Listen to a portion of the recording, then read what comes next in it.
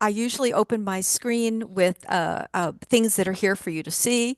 And I actually brought a lemon this morning because I wanted to talk about, a little bit about the texture of lemons and what we're painting today.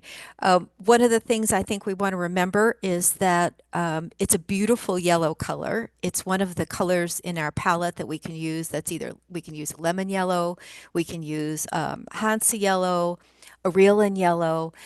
What I'm going to be using today for the lemons in this painting is a cad yellow light. And one of the reasons I'm using that is because we want to remind ourselves that cadmium colors, and if we look at the painting right here, cadmium colors are usually opaque. So one of the things we want to show is the opaqueness of the lemons in the foreground. And then we want to show that hint of yellow that's in the background that's actually going to give you the illusion that you're in a bigger space.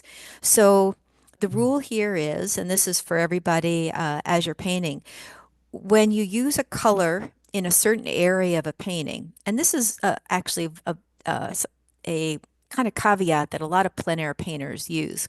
When you use a color in one area and then you use it in another area, the viewer assumes that it's the same object that's being painted. So even if I painted, let's say, even a yellow column in the back here, the viewer might be confused because they see the color as referencing the shape of the object.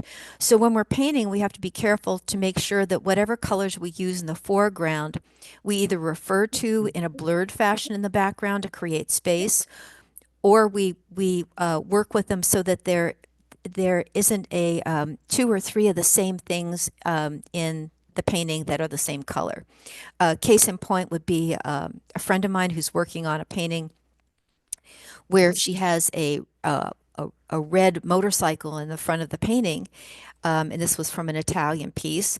And then she, in the back of her painting, she had a person in a red jacket. So if you have something in the foreground that has the color red, and then you place that color somewhere else in your painting, it definitely will cast the eye back there, and the eye will think that there's something else going on that is the same as the foreground object that's defined. I hope that makes sense to you all. Um, we will start off. I have a little lesson to start off with. If you've been taking any of my other watercolor paint-alongs, I wanted to say that that I like to start off with a value sketch. And if you print it out or you actually have drawn out some sketches of this piece, you then have something that looks like this. And one of the things that I think is super important here is establishing the value plan that we have first off, rather than just seeing it as a sketch. And I've got my, just to let you know, I've got my board here with a little bit of an angle. So make sure your board or your painting area has a little bit of a slant to it. And we're going to put my big brushes to the side here and my color wheel out here so I can look at it. It's out of camera view. But before we get started with the colors, I'm going to start with a little bit of value. And what I've got here is some Payne's Gray, and this is just a Daniel Smith watercolor. So I'm going to put a little bit of Payne's Gray here. And I'm just going to very lightly, and I'm using a bit of, I'm going to use another little pot of water here because I don't want to use my lemon water for this Payne's Gray. But our idea is that these objects in the front, particularly this pot, is going to be the lightest one. And then the dark is going to go behind here and into the back with the yellow kind of surrounding. But if I go pretty quickly and go behind these pots, let me put something behind here so I don't get on my paper. There we go. As soon as I put in some value, remember, value is the darkness or lightness of a color. This pot suddenly pops out. Now, I can expand that value here into the background and back into here with little bits of value and around my lemons. Look what happens when I put in some value here, and I know this is dark all the way up into here. And this pot is going to be slightly further back than the one right here, although it does have a little bit of a line right here. This pot is coming out of the darkness and is behind this one. So we're going to push some value into there. I think it's when I do this for myself, it becomes almost miraculous that you can see the dimension occur within your painting. So the other caveat here that we want to think about is color gets all the credit, but value in your painting, the dark and lightness of your colors, it does all the work, which is really true. So if you want to make your paintings really sing, you want to make sure that you have a good variety of values into the background. We're going to go light here, just behind. I'm doing this very quickly with kind of a just a synthetic brush. And then another area that's a really heavy dark is going to be right in here. So that's where the pot is sitting on its side, and that's going to be, this is kind of the little trick here for showing the lemons beautifully in the front. And this pot can have a little bit of value on it too. And then we're going to be coming in with our darks down here.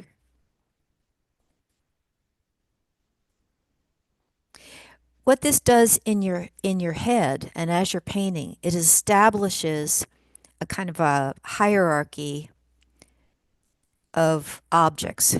So a lot of times you'll be painting and you'll think, oh, my painting looks kind of flat. One of the reasons it might look flat is we paint, for the most part, in a limited range of values, and that's just habit, and that's true really all painters. You have to really push the values and remind yourself that you're creating a facsimile of lemons and a facsimile of objects. You're not painting real objects. You're making the viewer believe these are real objects. So you really have to push that value plan. And we're going to take some dark here just really quickly and pop that behind here. And remember, Payne's gray is a combination of ivory black and ultramarine blue. So if you have any dark paint, you can see that this will work for your value plan. And then last thing we're going to do is this area up here will be is very noticed because we don't want the lemons in the foreground to be overlooked because there's too much light in the background. So this area back here, we're going to make sure we come in with some dark color back here.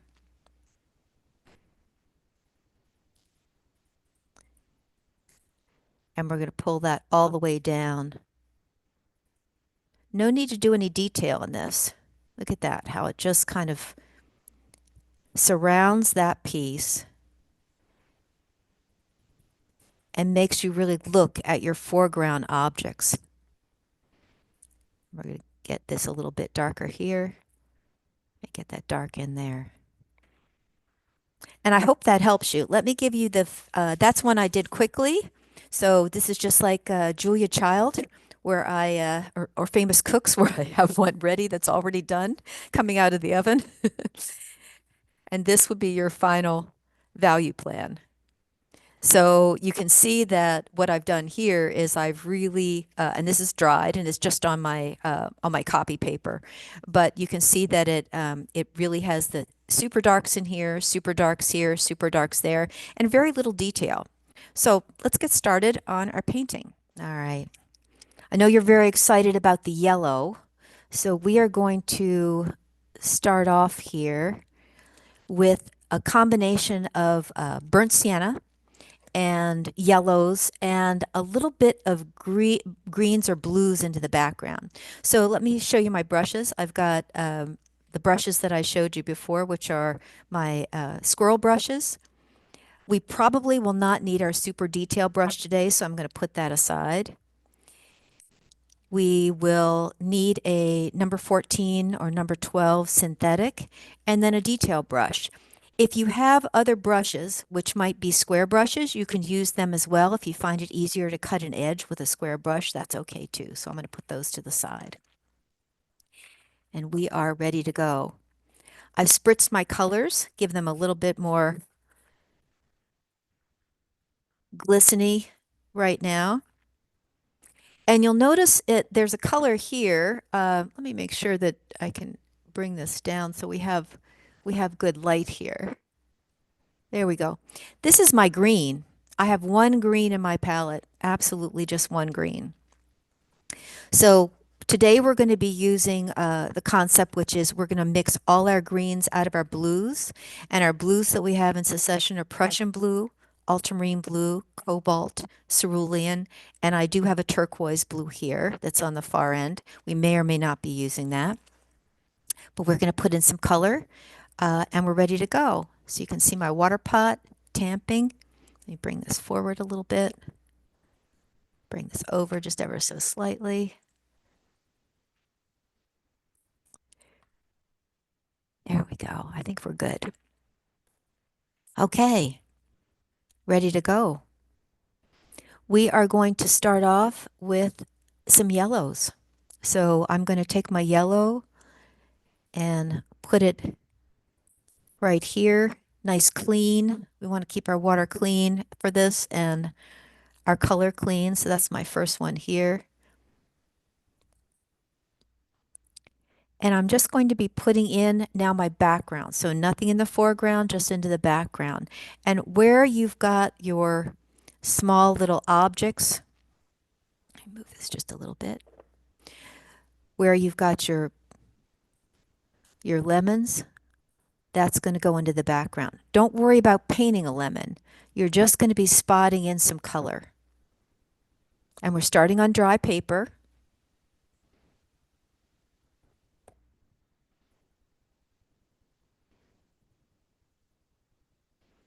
And as we work, our paper's going to get damper, so don't worry about it being overly dry right now.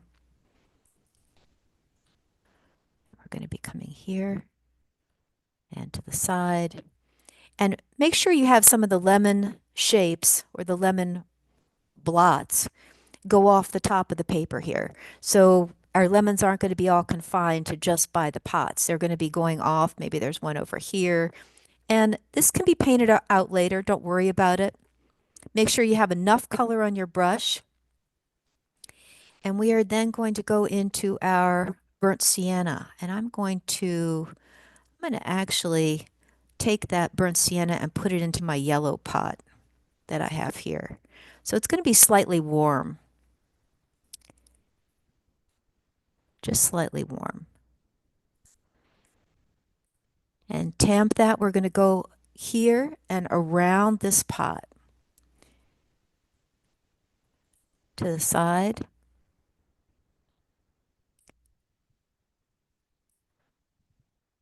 And right underneath here, so that if you're worried about the yellow merging into the burnt sienna, go ahead and let that happen. That's one of the wonderful things we're going to have happen here. We're painting into an already slightly wet area. And we're going to bring that down ever so slightly here. I have a little tape on the side of my paper so you can see a white rim when we get finished. And I'm going to take a little bit of that color and place it over here. Just a bit.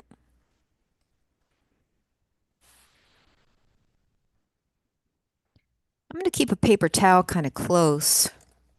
I put it right here, right under my painting. So you can see when I tamp on my paper towel to get some of the moisture out of my brush. We don't want puddles on our painting. So here we're going to, then with the burnt sienna puddle that we have here, we're going to dip into our cobalt and let that go bluish, grayish, brownish, not mixing too much, and bring some of that down and let that go a little bit lighter here.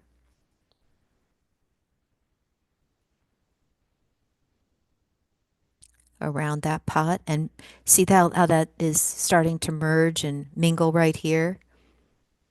Let some accidents happen too, because that's kind of fun when you have that interesting edge. We can make it a little more bluish. And we're coming around here.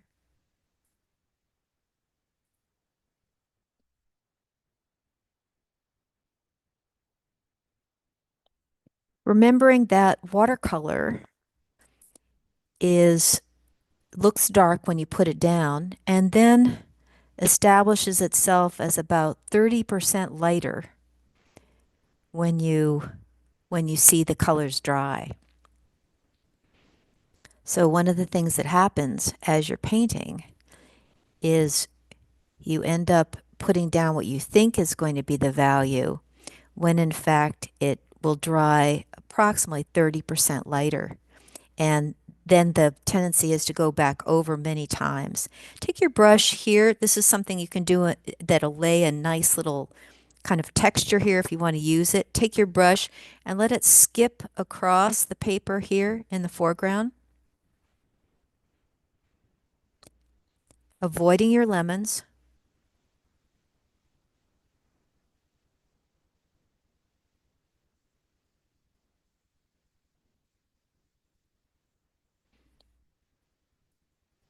Okay. And we're going to go back up. Now we're going to take a second bluish color and we're going to mix, we have kind of a little bit of a gray that's drizzled over to here, but we're going to take cerulean and a little bit of cobalt. And cerulean is a little bit of a lighter color, and that, if we have even a little bit of brown in our brush, or that kind of grayish color, it'll make that a little bit dull, and that's fine too. So we're going to be coming up here and just laying a little bit of color into the background, avoiding those lemons. And if it does merge into the lemons, don't worry about it because it'll make a green, which is very, very nice.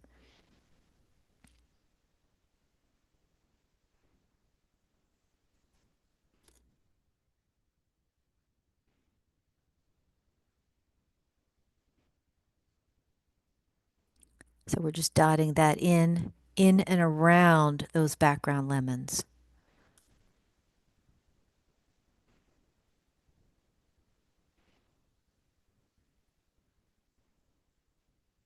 There we go. There we go. It should look a little bit, it should look greenish grayish, and it'll just give you enough of a background color so it'll be painting out the white. Now, if you want to, you can spritz at this time. I can spritz a little bit. I'll show you. If I spritz ever so slightly,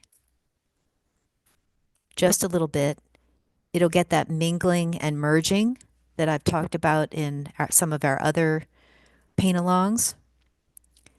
And it'll give you the opportunity to fuzz some of those edges.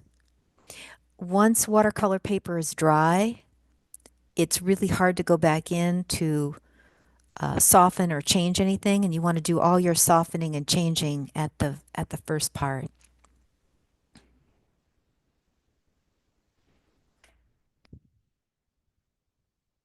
Okay. So we are pretty good here. We can take a little bit of that blue if we want and just establish, or maybe even a little bit of that brown, and establish a little area in here, not too dark, and paint around that top lemon.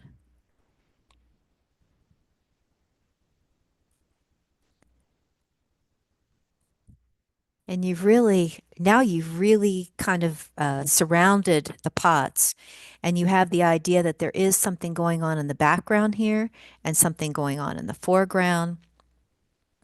And you've saved your whites, which are really your lemons in the foreground. And if you get a little puddle and you don't like it, go ahead and take a little bit of a towel and just touch the bottom edge of it.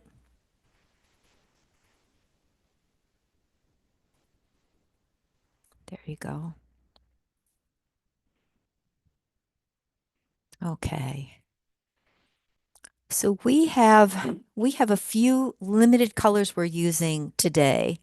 We're actually going to put in some yellow again in the foreground to establish the lemons here before our water gets too murky, because I want that yellow to still stay very, very uh, bright. And the foreground lemons are going to be a little bit different than the background lemons. And we can also put a bit of that color in. I'm going to be using both my New Gamboge and my Cad Yellow Light. Now, Cad Yellow Light is it's really a coolish yellow, and then New Gamboge is a super warm yellow. Of course, yellow ochre is a very yellow, very dull yellow. But we're going to take the yellow, the cad yellow light, and we're going to put a little bit of that in the foreground here and kind of push that around. Try not to be too careful with your lemons. Don't worry about it because the pots are going to establish everything around that. Tamp your brush down.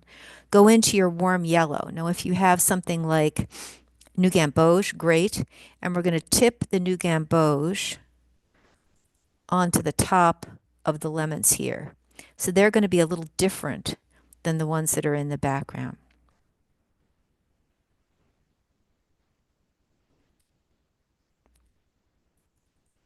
So if we remind ourselves about our lemon, here it is.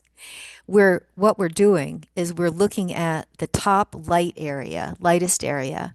Then the middle is going to be really the value area of the lemon. And then we're going to work on a little bit of shadow underneath.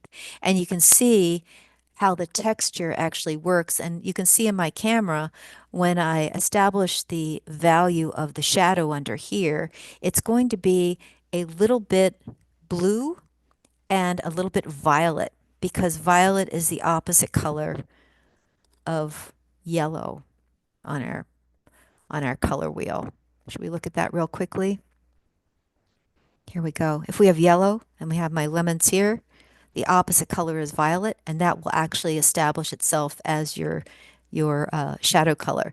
Here, the yellow orange, which is like my New Gamboge, it's a blue violet. We're actually going to choose a bluish violet for our shadow colors, which will be very nice. It's a bluish grayish. I lost my little pot there.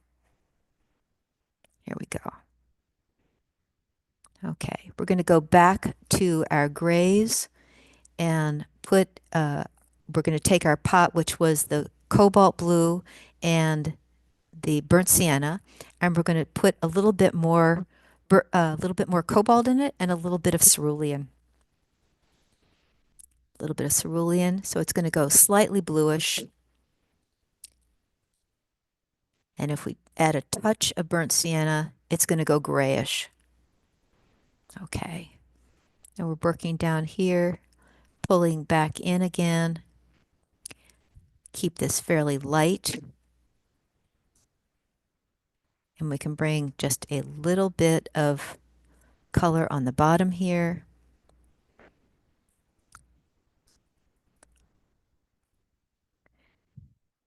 Little bit of the cerulean underneath, just to establish that as a little bit of a kind of an indiscriminate dark grayish dark here.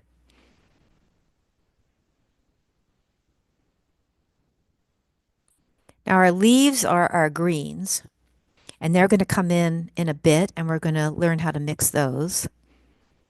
And I'm just going to bring a couple random lines here coming out. Try not to go off the corner like I just did. Pull that up a little bit, make that a little bit better.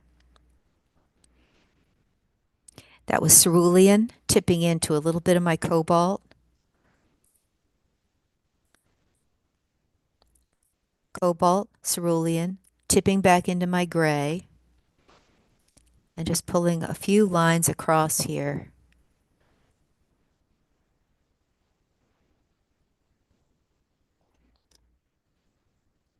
Now, in this wet area, what I'd like you to do instead of mixing in your um, your burnt sienna, we're going to bring in just a touch of burnt sienna into this area. Just tip your brush into the burnt sienna and into a wet area that you just did.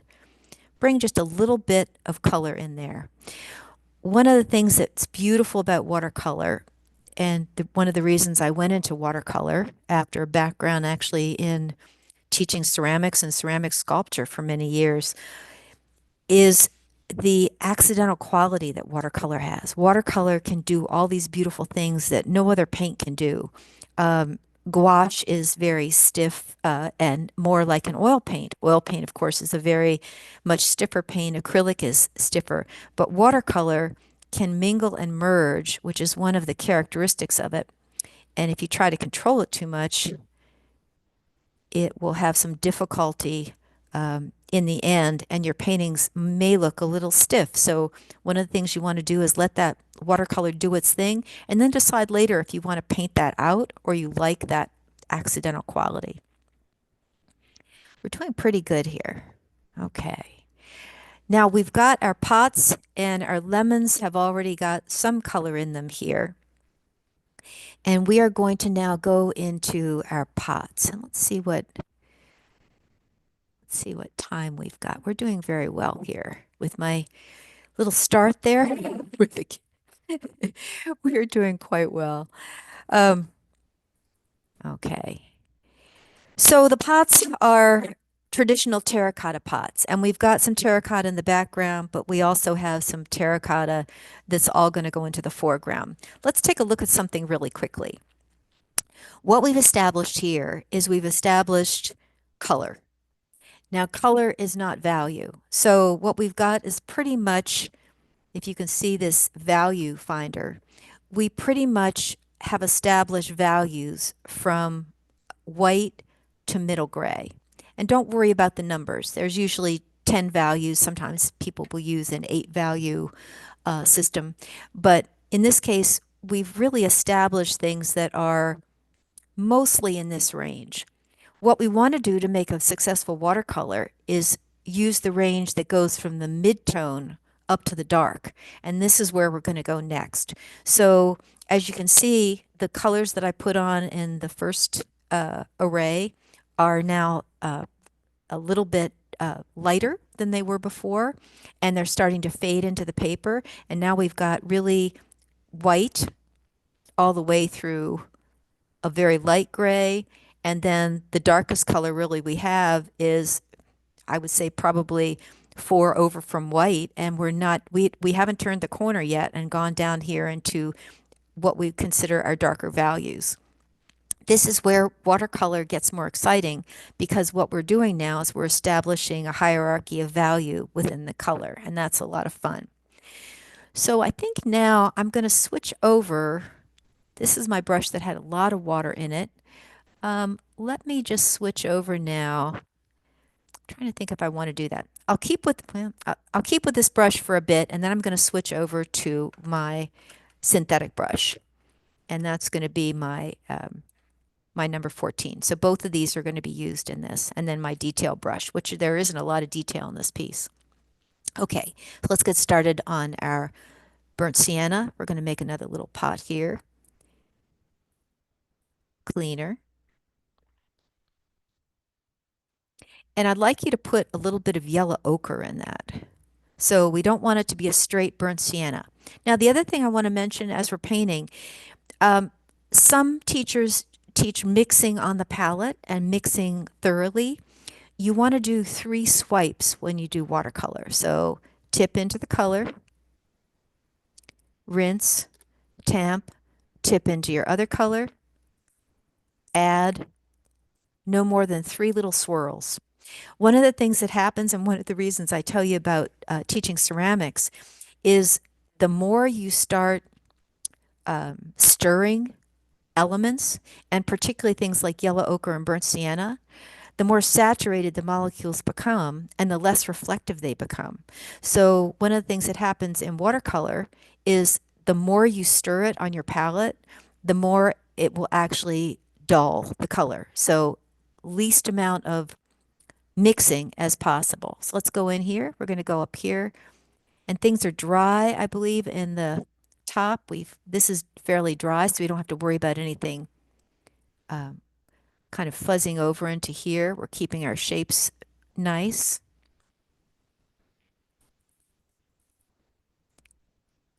Whatever brush you want to use where you can cut a really good edge. Okay, that one looks good. Now we're going to go back in here. We're going to go with our bottom pot down here and leave a little bit of white on the lip. Got a little color on there. Leave a little bit of white on that lip. We're going to bring that all the way down and around my lemon. Now, if it goes a little bit textury, that's great. Don't worry about that. Use your brush in all directions and try to cut your edges with the side of the brush. There you go. And I left a little bit here. I don't think that's going to end up there, but I have a little bit of definition now with my two areas. Into that wet area, I'm going to tip some cerulean, and I'm going to just move it across. See how it's kind of merging in there? And I'm going to also do a little bit of that right up here. And that gives you that little bit of turn of the pot. I'm also going to take some of that cerulean and put it right in here. Make sure you're tipping into your cerulean, going back and doing one little stroke here. If it gets too blue, you can simply tip back into your burnt sienna and let that color mingle and merge into the cerulean. Now, both those colors are a little bit grainy, so they're going to create that sort of texture on the pot, which is really sort of nice. Now we're going to rinse our brush, tamp our brush, go back into our yellow ochre and burnt sienna mix.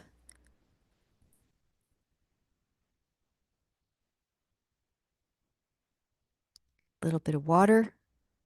Make sure your brush is the consistency that you want. We're going to go into our background pot here, where this is behind the other pot. You can see the edge is actually surfacing there. And we're going to go around this pot right here. And careful when we come down to the lemons.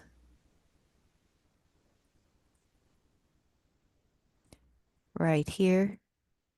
Now you're probably going, well, if these are all burnt sienna, why is Pamme painting these independently? I want them to show as independent pieces, and I don't want them to merge as one big shape. Every time you put watercolor onto the paper, watercolor is, I always say it tells you a story of where the brush has been. So when I paint one object here and then paint the second object with different brush strokes, it actually establishes itself at different levels within the paper. So it will now look like, with that second brush stroke, that these were two different applications and then two different pots. And we're going to go ahead and go round this pot here, just at the moment.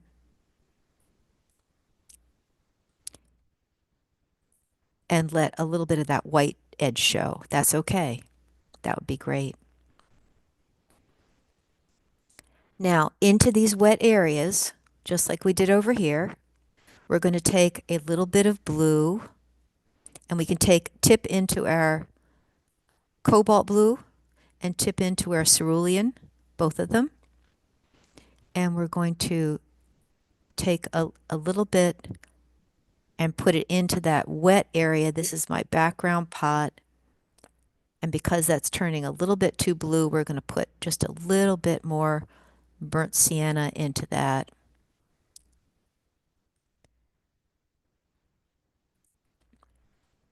You can pick your painting up a little bit and let that run ever so slightly. Let it move down. You can see where it moves down ever so slightly.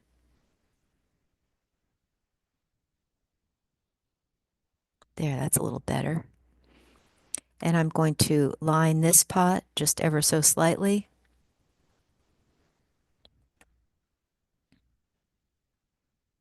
Okay. And we are doing fine here.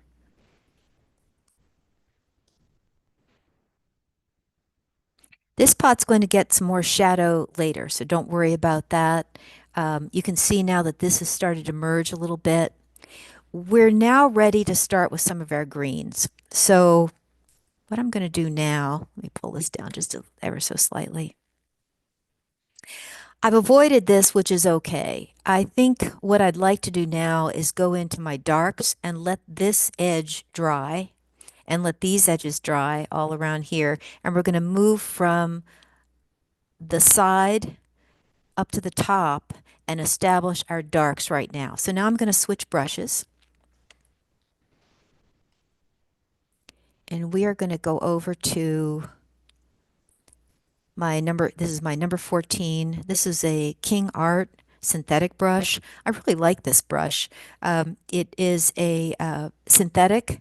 It was a gift from a lovely painter friend, and it really works well. It has a wonderful point. These brushes are not expensive. King Art makes some really good synthetic brushes. Before I used to use a lot of, you can't even see this on here. I think you can see it on here. I used to use a lot of what's called low Cornells, and low Cornells are not made anymore. But I think King Art has taken over and is doing a good job with that. Okay, so we have a pot up here that was our blue. If you remember, this was our blue and our burnt sienna. So we're okay with making this dark, but I think what I'd like to do here, we're going to take a little bit of color off of here, and we're going to take I think I'm going to take, I don't want to change that color. I'm going to add some yellow to this one and see if I can get to the color I have. So we're going to start with a little bit of more cobalt blue into that pot of burnt sienna and cobalt that we had here. So let me back up just slightly. Our theory that we're working with today is we're using all the blues that are on our palette and all the blues that are on my palette. I have Prussian blue, French ultramarine blue, cobalt blue, and cerulean blue. We probably will not be using our cobalt turquoise, but within these four blues, if you think about them as graduating in value, we have our darkest dark here and our lightest light here. So we're going to work with what's kind of in the middle, which is our cobalt.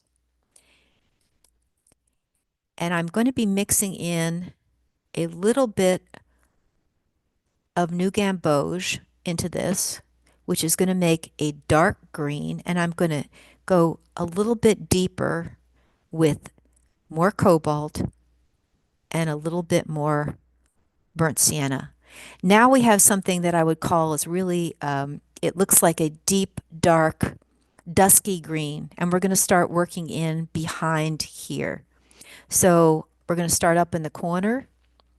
Let's start up in the corner. We're going to, now this is where you start going around your lemons.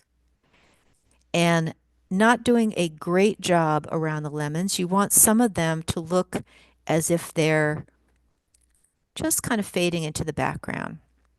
You can see here, see how that kind of works? And we want a little bit of a round edge on some of them, but we don't want to define these lemons. We just want to show that there are some things that are in the background. And they can also take on the shape of leaves, if you want, into the background.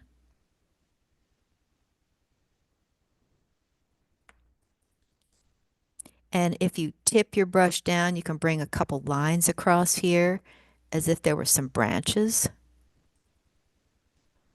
See how that works there? This is really a grade green that we have. And depending on where you put your yellow spots, you're not really painting around all of them. You're just painting around the upper edge. Remember, our lemon here has, you're going to see that upper edge, and the bottom edge is going to disappear. I love it that I got a lemon the other day so you can see it. That was, I was so pleased that I found some great lemons. I tried to find a lemon with a leaf on it for you, but they didn't have any at the market.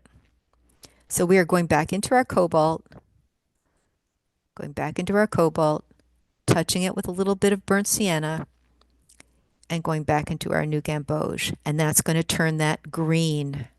So the theory is cobalt, new gamboge, a little bit of burnt sienna.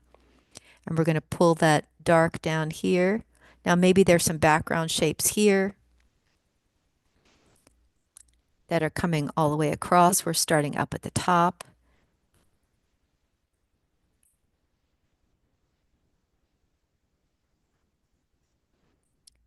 And why I like this pointy brush is because it'll make shape edges, but it'll also give the illusion of there possibly being leaves here. And hold your brush kind of loose.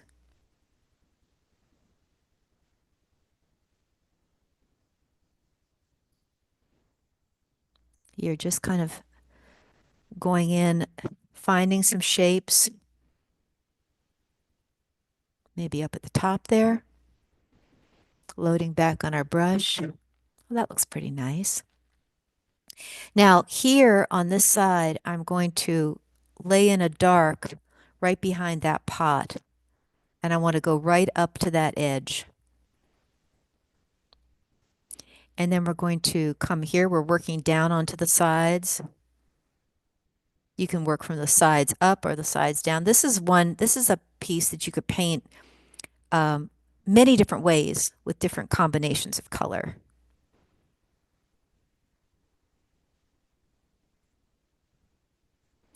And we need a little bit more color here. So again, cobalt blue.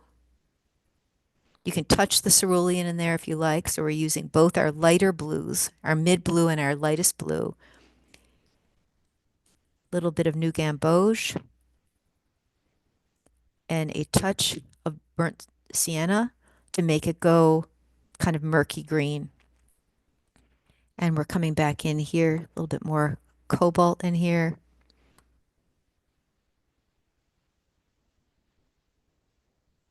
Keeping that white edge, if possible, right here.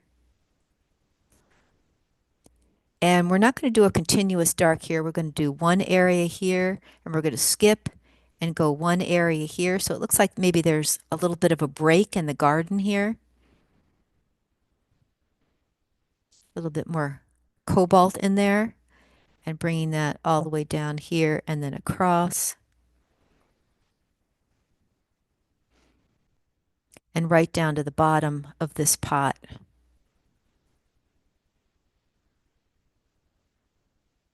This is our foreground piece here. Okay, we're going to go back into our cobalt if we haven't made enough. A little bit of burnt sienna, a little bit of new gamboge. We're sticking with these colors now. We haven't even introduced a red yet. We're going to go to the other side, and we're going to mind that this is wet because we're going to come back here and tip a little bit of colors in here. We're going to go back here and go dark along this pot edge and use my brush going sideways and use my brush going sideways again.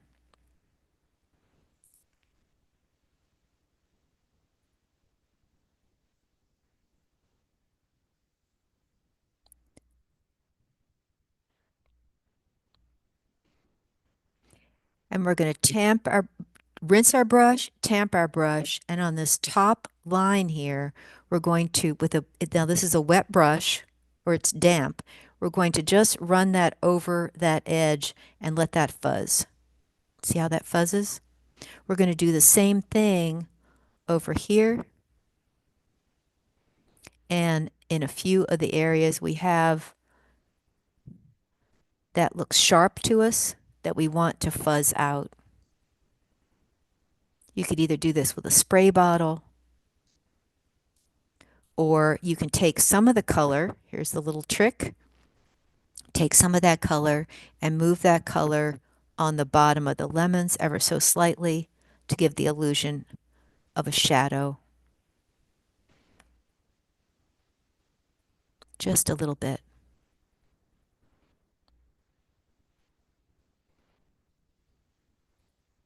You're wiggling your brush and just moving it on that lemon ever so slightly.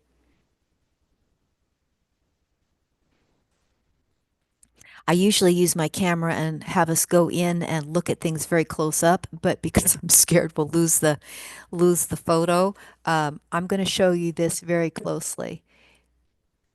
See where I've got up on here? Where I've got I took the color that was really just the base here and I let the wet brush let it mingle up onto the shape. It also did it over here. You can see just ever so slightly, just a little bit. Okay. We're doing very well here. And we are going to continue now with, these are two wet areas. I'm going to rinse my brush, tamp my brush, and I'm going to go into my ultramarine blue and just put that into the wet area here. Ultramarine blue, so it's French ultramarine, and just let that go behind here. And French ultramarine, and bring that a little darker over here. So again, our theory is we're working with our blues and also working them into our greens.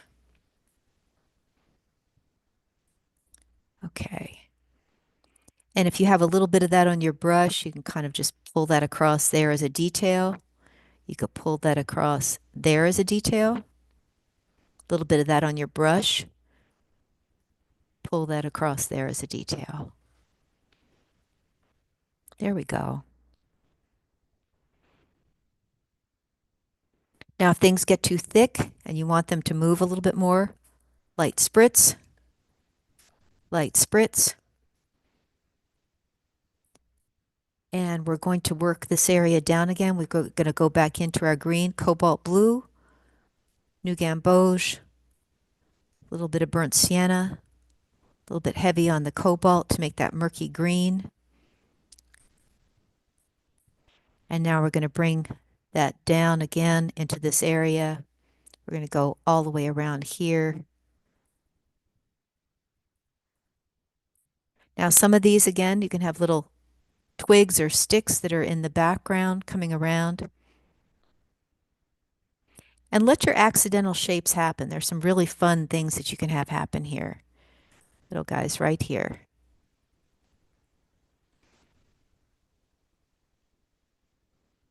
Because these background shapes are just going to be the illusion of lemons.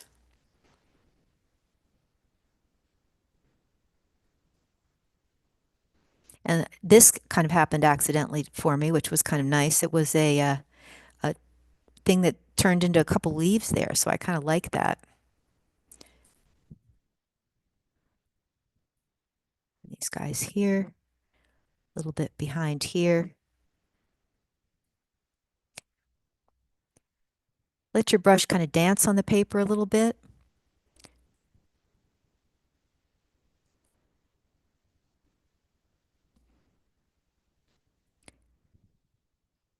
And rinse your brush, tamp your brush, and just let some of those edges drift away.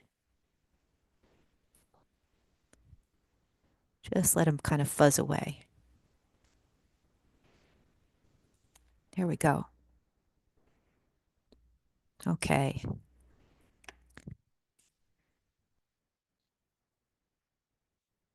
We're doing really well here. We're saving this. You're probably wondering why I don't have that dark coming in there. Oh, and I see a little oozle or a little overlay of color, I'm going to go in and take my towel and go straight down on that.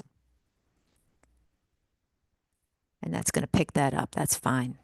Looks fine there.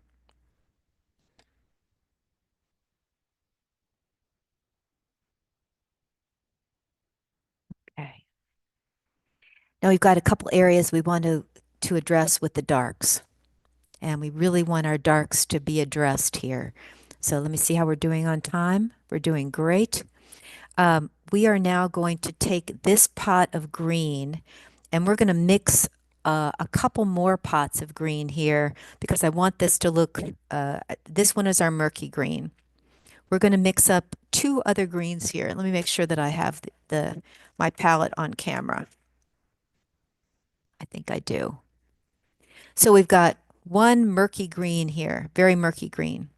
We're going to mix up two other greens here. We're going to mix up a ultramarine blue with a little bit of your yellow.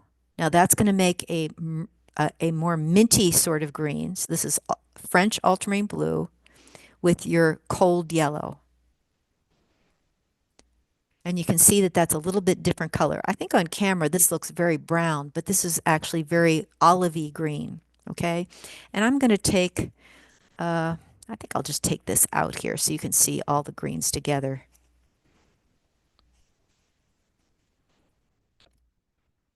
We're going to do one dark one here too. We're going to go in with, this is one that I think that would be great for you to know. And this is a great dark if you like this kind of dark in your paintings. We're going to use Prussian blue. And if you don't have Prussian blue, it could be Windsor blue or phthalo blue, but it's that bright, bright blue. Okay.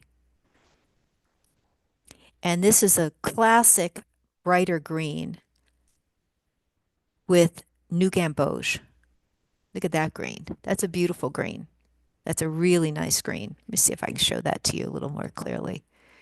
So we have three different greens here. We have a murky green, which looks a little bit more brown on camera. This is a brighter green, and then this one is a kind of a dusky green. But this one, this green in particular, is great for leaves, all kinds of things. This one is our dark color.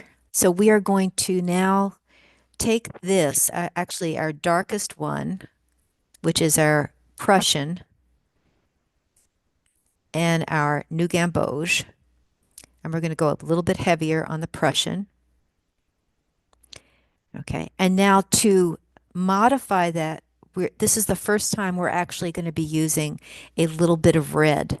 So we're going to be going into your cold red. Now that could be alizarin crimson, it could be carmine, could be quinacridone rose. So in this case, I'm going into a little bit of carmine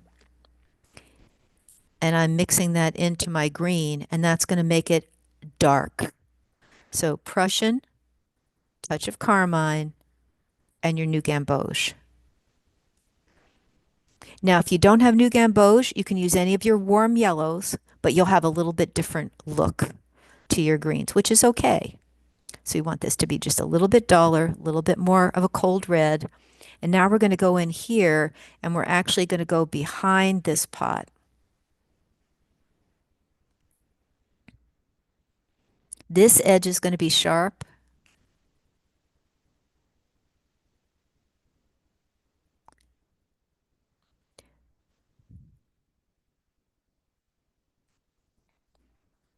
Okay.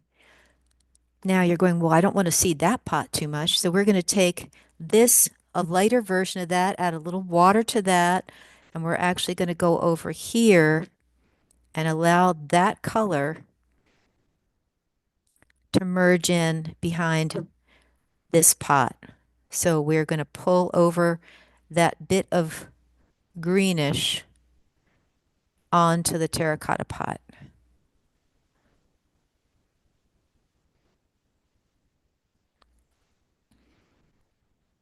That starts to look lovely. And the terracotta color comes up from the background. Now we're going to tip into our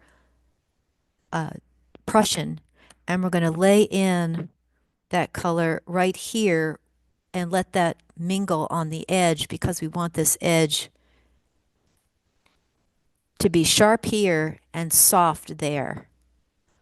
And you want these guys to push out in the foreground. We're going to also do that with this same color over here.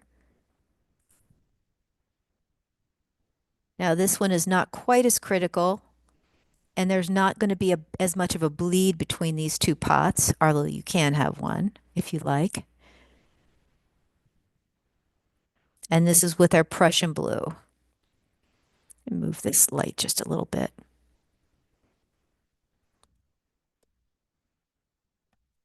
And I'm rinsing my brush, tamping my brush, and then I'm just going to move that color out without a lot of water, just moving it out to the edge. And moving this out to the edge as well. Okay. I think we're doing great here. We're actually coming into, I think we've been painting now about a full hour. I think we're doing fine. We've got to now define some of these areas, and some of these areas will be defined by leaves. So don't worry about the area here where there's light against a next step light of the terracotta. It will show up. We're going to take that dark that we have, that's our dark green, with the Prussian blue. We're going to add a little bit more carmine to it. And now we're going to go into the inside of this pot. So we are now with a loaded brush. We're going to go in with one line, if possible. One of the things I think would be important for you, which would be something to keep in mind, keep your brush in contact with the paper as long as possible on a brush stroke.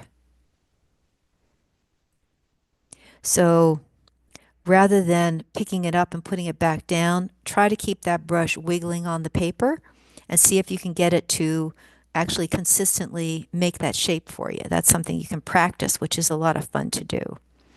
And we are going to correct these top areas of the lemons here.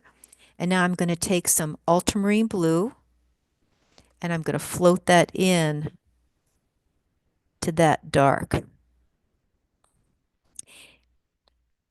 And because it's a warm garden scene, I'm going to take a little bit of burnt sienna right into my wet mix and go ahead and put that in there. So it looks like the inside of the garden pot has just this pot has tipped over. There we go. So it should be cool, but with a little bit of warmth in the shadow. Now we're also going to let that sit for just a second, and we're going to go back over to this area. So we're going to go back into our pot, which is our Prussian,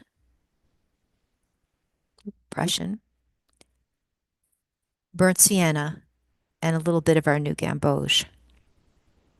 Now we're going to put in what we're going to say are some of our foreground leaves or foreground shadow shapes. So we're going to go here, and I'm going to turn my brush. I think I'll show you on another piece of paper, actually.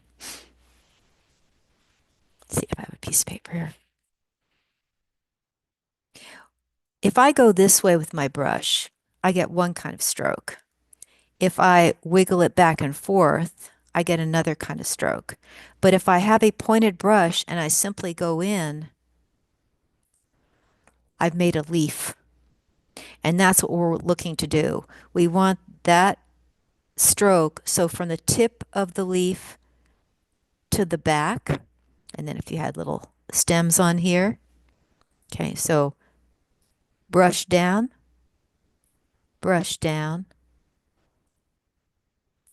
little bit of leaves on there. Okay? So we're going to load that brush again. We're going to go down in here. We're going to go with a leaf, and maybe another leaf here can go right over the pot. And I can come in and bring that little bottom part of the lemon. Those are kind of imaginary leaves. So again, that was Prussian, New Gamboge, and a hint now of burnt sienna.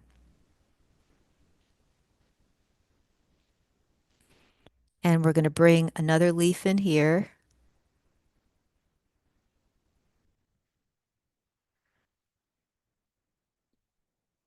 And maybe another one here. We want them to be kind of underneath the lemons. Now it could be little sticks or little things that are on the ground. Those little guys can kind of come across here. And don't want them all going in the same direction. So maybe you could have another one that's coming out over here.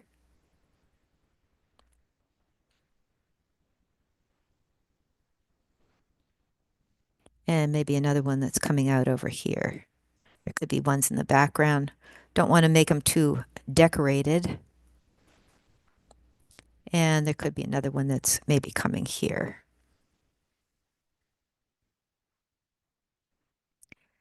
Now we're going to make actually our last lightest green color because we're going to put little hints of that into this area before we stop. We are going to go with our cerulean. Let me make a little pot of that. I'm going to make that in this little area right down here so you can see it much more easily. Put this up here slightly.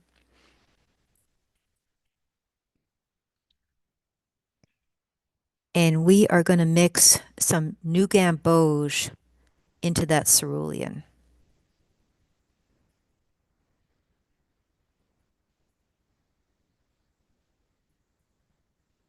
Make sure I've got, and that gives me kind of a murkyish green. We can kind of put that down. It's fairly opaque because cerulean is somewhat of an opaque color, and that can kind of move into here ever so slightly.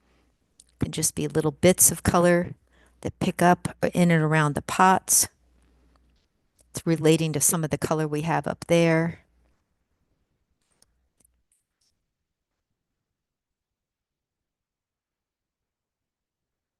Can bring another leaf down here. Things have fallen onto the ground, which is kind of fun.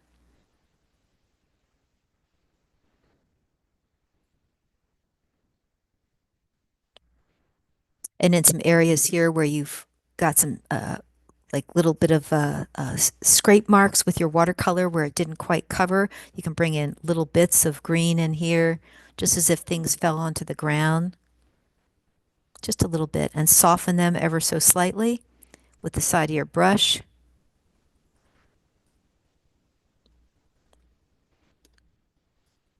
Okay. And we have one little thing we're going to do here. We haven't done anything with our lemons right now. Let's look at those. We're going to we have a little bit of green that's coming up on our lemons, but we've pretty much established everything here. I think there are a few things we want to attend to. One of them, I think, is we're going to take a little bit of that green and we're going to put that on the top part of this pot here because I don't want that pot to pop forward. I want this one to pop forward. And we're going to take a little bit of green and put it also on that white line here. That's just going to set, and this one here, we're just going to set those back ever so slightly. Then it's going to come forward. We now are going to take a yellow, and let me make sure that we do this correctly. What I'd like to do is, we don't want to put yellow back in here, but I'd like you to take a clean brush, rinse your brush, tamp your brush, and I would like you to take one lemon, let's take this guy here, and you're going to wet the bottom area and the top area. Okay? And then we're going to take a little bit of, don't have a clean mixing area here. Yeah, I've got a clean mixing area here. We're going to take a little bit of carmine. And a little bit of cobalt blue, and we're going to make ourselves a bit of violet. So this is where we're using a little bit of our red, and this is kind of a blue violet. Let me show you that color real up close. Here's our blue violet. And we're going to tip into the yellow ochre to gray it down ever so slightly. Okay? There's our little color right there. You can see that. Let's see if we can bring it out a little bit. It's a murkyish violet. And we're going to just lay that right here on the bottom of that lemon. And what happens now is that color is going to lift up onto that lemon. I might have had a little bit too much on there. There it goes. So you want that to look like a little bit of a shadow. And we can rinse our brush, tamp our brush. Let's do that to these other guys over here. Just the bottom half of the lemon is going to get a little bit of water on it. And we're going to tamp our brush on some paper, load back in with our little bit of violet, and just bring that at the very bottom. Just the very bottom, we're going to let that soak into here and here and here on the bottom of these lemons. Now, if you have this lemon behind here, you can also put a little bit of violet on top of this guy. And that's going to be our background lemon.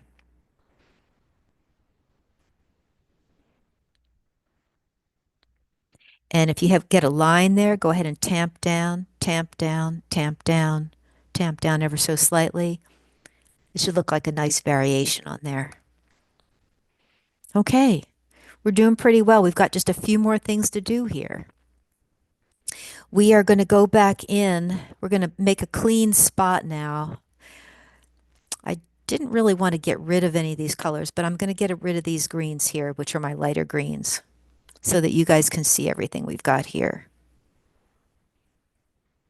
And this painting's a little different. Usually I mix up my colors before and then work my colors from the background, foreground, but because of the different edges that I wanted to get in here, I wanted to have different qualities to the applications.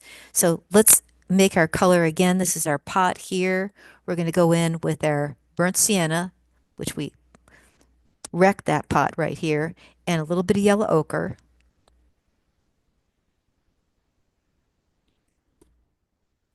And let's put a tiny bit of cerulean in that to make that a little bit dull.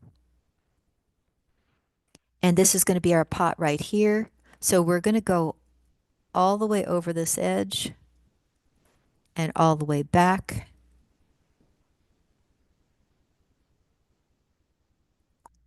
And up to our lemon here.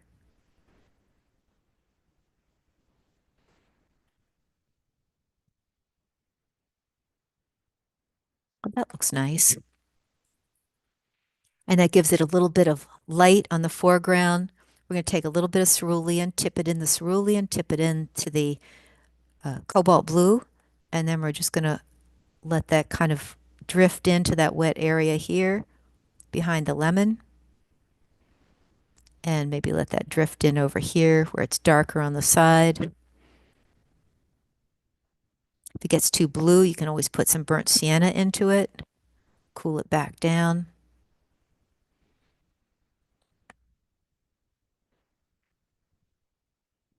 And I think we're doing pretty well here. If this doesn't look dark enough to you, you can always go back into your ultramarine blue or your Prussian blue, tip it back in here, and bring that a little bit bluer in here. You want this to be nice and dark in there. This also, super dark in here. Make sure this is nice and dark. And you've got a nice edge here.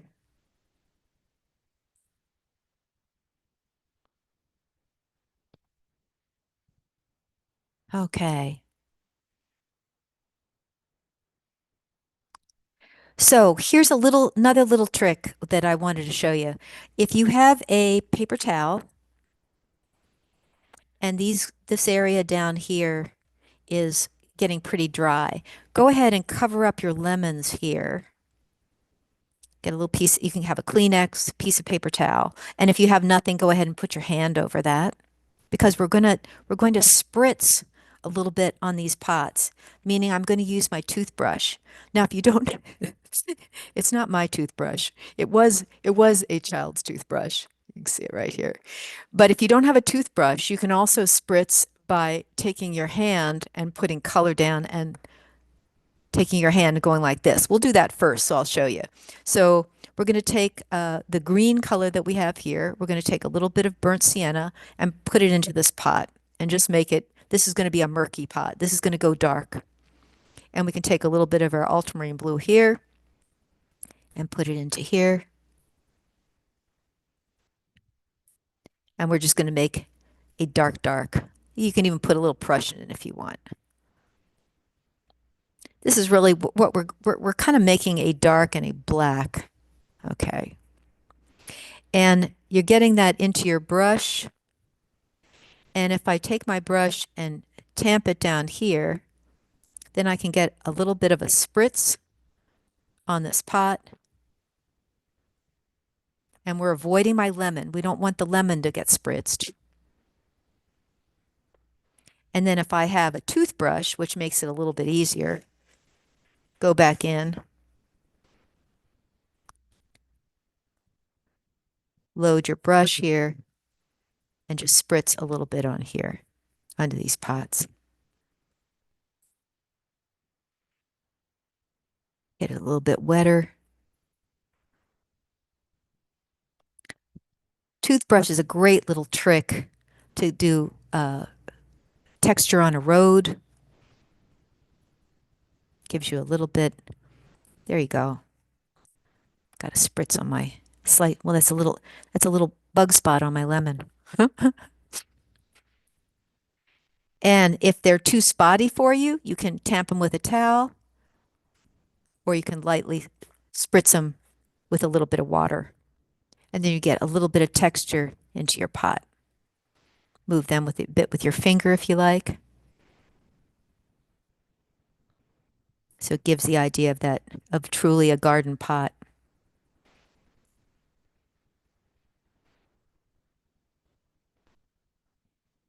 Okay, we have one last thing to do with our dark lines. And we're going to go a, back into here and go a little bit darker behind this pot and back into here. And this is kind of in the little bit in the last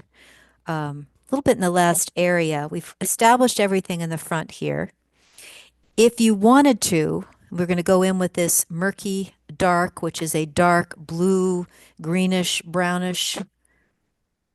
Has some new gamboge in it too.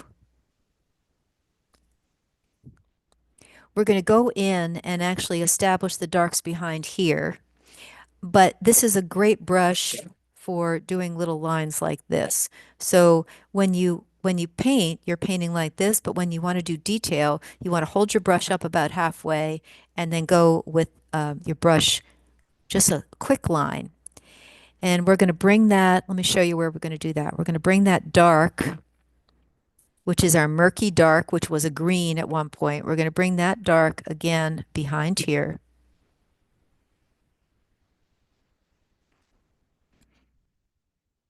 And maybe a little bit of a line here.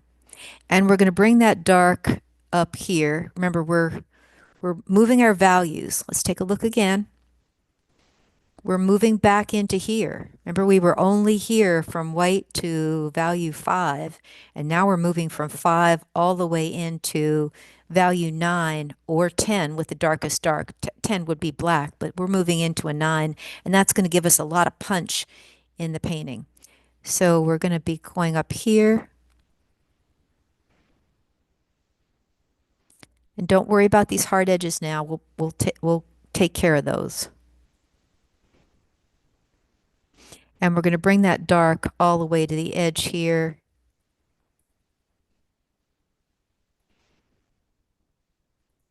Okay, just little bits of this. Little bits of dark. And a little bit of dark behind here because we want those edges of the pot to show. And now we're going to take our brush and hold it, like I mentioned, up a little bit higher on the handle. And we're going to put a few little, this is our detail. We're not using a detail brush actually today. You're just bringing a few little details here as if there's some sticks and twigs into the background. It's a tree in the background.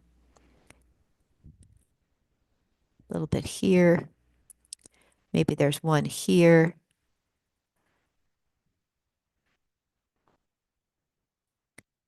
Now, if I want to load the brush again, I can also bring a little bit of dark, a little bit more dark over here. Let that brush kind of dance around. These lemons are attached to something, so we bring the line up and maybe there's a little bit of a twig that's underneath these lemons. And maybe there's some lemons that are hanging down here.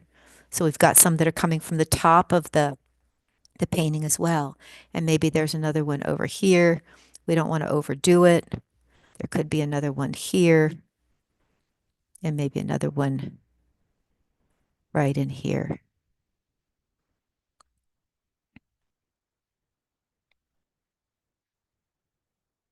These are really our details at the end.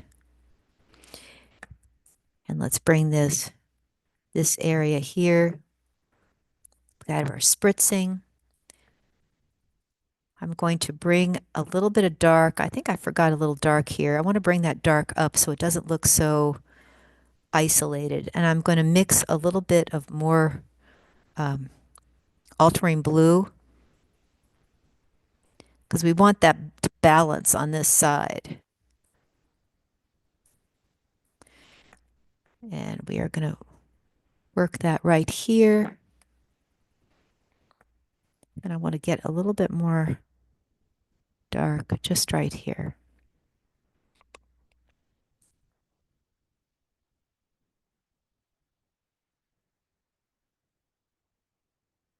And maybe a little bit of a twig here. There's another lemon tree that's in the background.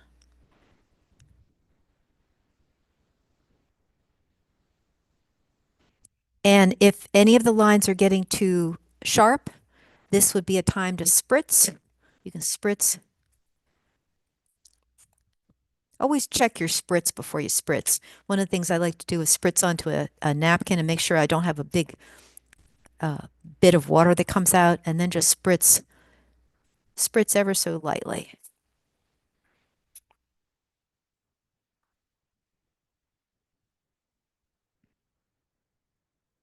And I think we're just about getting there. I see one little area that I'd like to improve.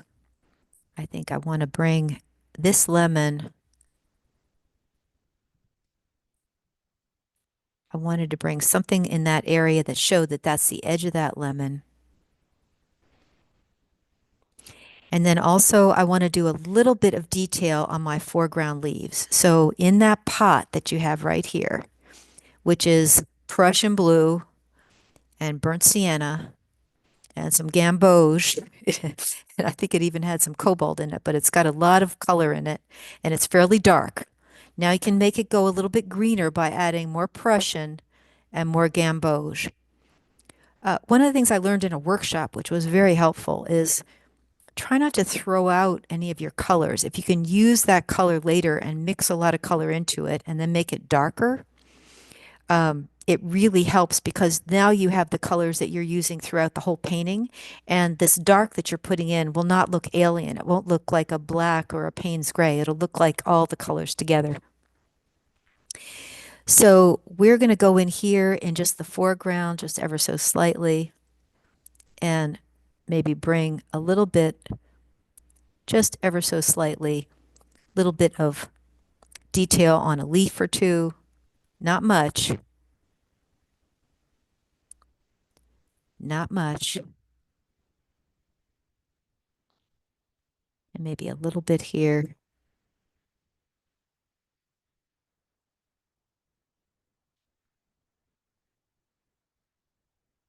Okay.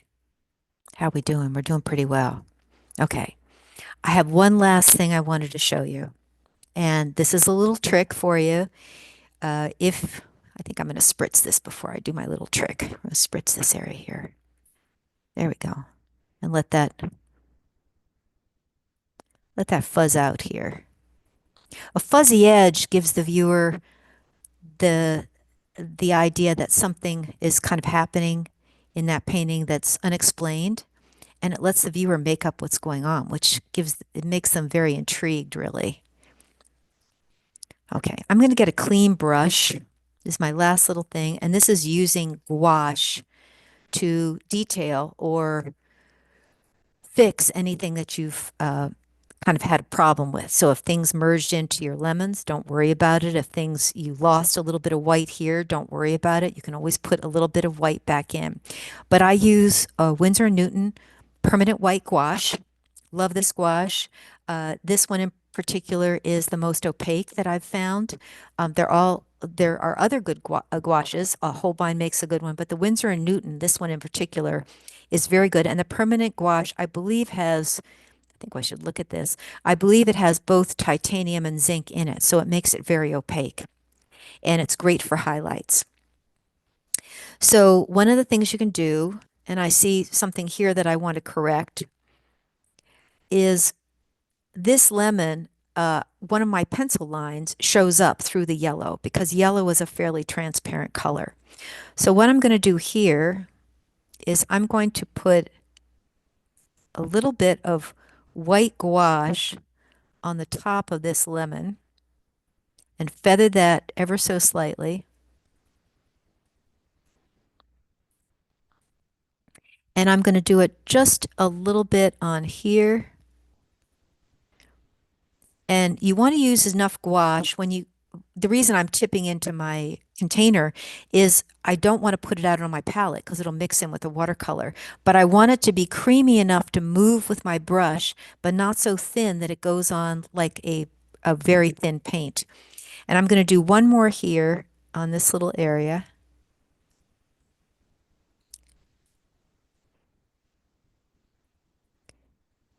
And that's going to change the shape of that ever so slightly. And I'm going to move that gouache. It's okay to put your finger in gouache. The one you don't want to put your finger in is Jean Brillant. That is a more of a toxic color. Okay, so I've got my white gouache here. Got a big blot on there. Oh, I kind of like that actually. Let's see if I can fix that. Maybe I'll put some color back into here. That was a big water spot that I got on there. Okay, so here's the trick. So I'm letting my gouache dry, semi-dry now. So it's going to go past its shiny state. But if we look at the lemon, what we're looking for is to establish a highlight area, just like you see right here on the top, right there, and right up on here. And then the shadow area, of course, goes underneath. So we've got our texture, but we want that area at the top to look really light, and we want it to be the lightest yellow we possibly can have. So with the gouache, one of the things that you can do is if you make a mistake in a light area and you have to go back and put some color over it, go ahead and lay some white gouache down and then go back with thicker watercolor paint. In this case, I'm going right into my yellow that I used for my lemons, which is my Cad yellow light. And then I'm going to go right back over that where my gouache is. And then I'm going to go right back over where my gouache is and right back over where my gouache is on here. Now I'm going to tip into my new gamboge ever so slightly, and I'm going to warm that up just a little bit.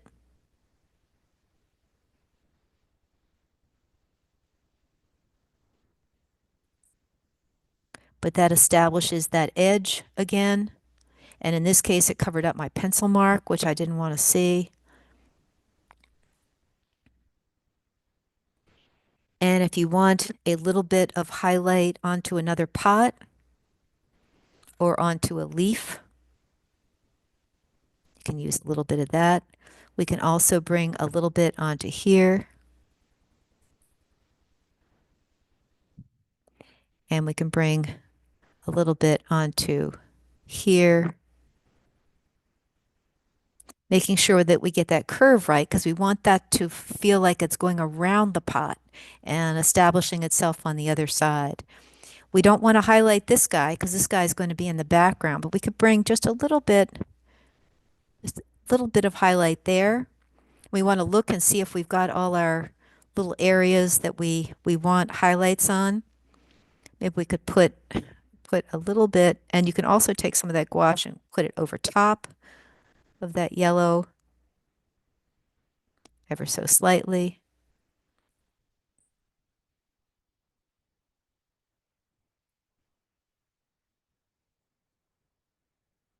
Now, one of the things you want to remind yourself of is the adage that John Singer Sargent said: "Don't torment the paper.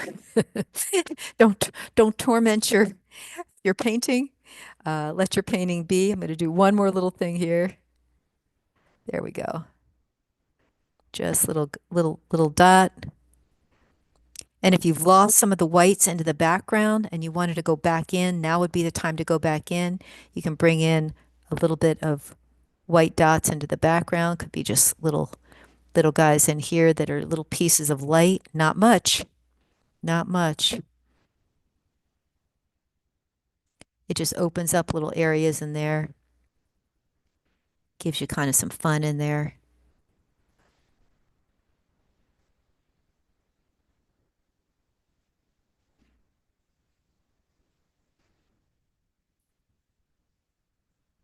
There we go. You can get a little carried away with this. And I think we are just about done. Let me look at this. I think we're done. We brought it in an hour and, what is this, hour and 20 minutes or so? Maybe an hour and a half. Okay. And let me sign the bottom of this piece. Now, if you're going to stick with me for my uh, next part of my demo, I'm going to be showing you a lot about green mixing with the greens that might already be in your palette. So this was one theory that I wanted us to do. Let's take a look at what we got here. I think I've got a problem here with, this was a problem where I dropped some water on this section and I've got to put pure pigment in here so it doesn't bloom again. There we go. Putting in some pure burnt sienna and some pure Prussian blue. I got a big blot in there and I think it's okay now. Do another guy on that side. Oh, I'm liking this today. Okay, that's looking very nice. Let me sign this in the corner.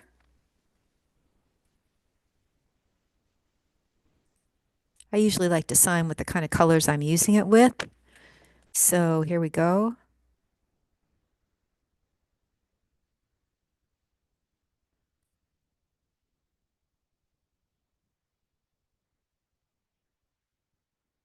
And we are done.